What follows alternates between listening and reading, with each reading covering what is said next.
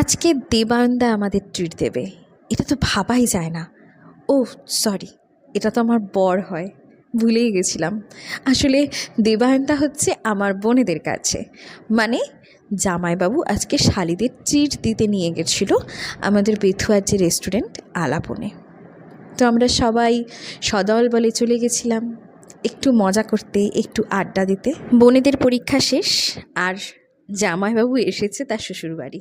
এই সময়টা কিন্তু ভালো, আর এরকম সময় দেখি আমরা হঠাৎই একটা প্ল্যান করে ফেললাম, চল আজকে তাহলে একটু বাইরে কোথাও খাওয়া যাক।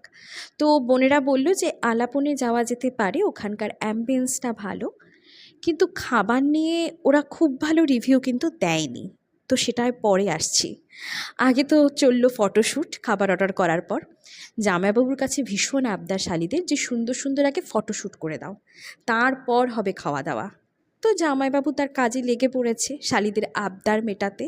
আর একটা ইন্টারেস্টিং পার্ট হলো শালিদের থেকে খবর নেওয়া যে আর দুজন শালি ঠিক কী করছে, এই যে গোপন খবর জানা চলছে, ঠিক আছে।